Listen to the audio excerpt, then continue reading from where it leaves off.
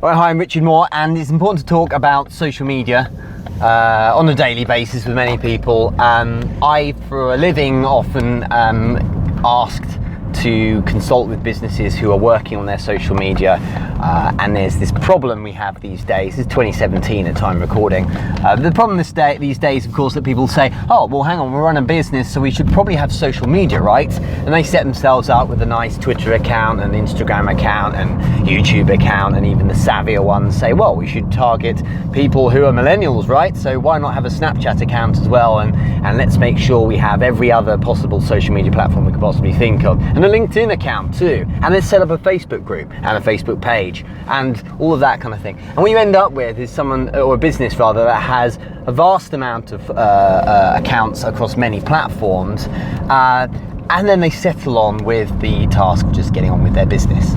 And what you've got is a bunch of accounts that aren't actually doing anything. Now, one of the most important things to understand is that while everyone, inverted commas, is on social media nowadays, it doesn't mean you have to be on all of the platforms. Choose the platforms wisely. Some people use different platforms exclusively. Some people use all platforms, but everyone uses the platforms that are out there for different reasons. And I'll be more specific here. Everyone using a platform is using it for a different reason. So if I, for instance, have got an account on every single social media platform, I won't be using them all for the same reasons, right? So I may, this isn't for sure, but I may be using Instagram because it's just a daily dose of inspiration. I may, as someone close to me, for instance, uses it, be using Pinterest because it's a good place to research, you know, stuff I'm into in terms of arts and crafts. It may be a case that I use Twitter because I like to see the latest news that as it pings up from people who are influencers for me. For Facebook, it may well be that I simply use it to just check out things that my friends are doing. Remember, the crucial word here, you guys running businesses, is that these are social media platforms. So if you're being too businessy, then you're not being too social. And if you're not being social enough, you're going to turn people off from the use of these platforms anyway.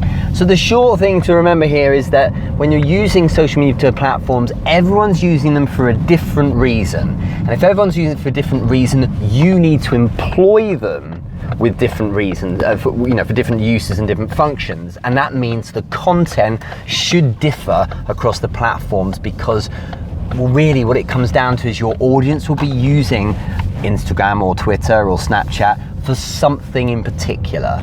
Tune into what that person actually is using the platform for, and your content's going to be much more compelling, and as a result you get much greater engagement.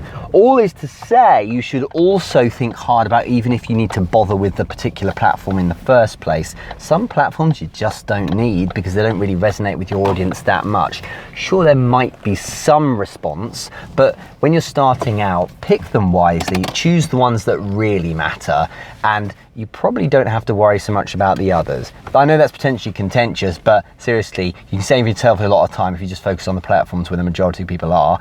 There's an argument to say focus on the platforms where the majority of the people aren't, because then you're going to be, a more audible voice amongst other people, but then there's going to be less people to target. So think on it. You don't have to be on all of them. Put some intelligence into it. Speak to you soon.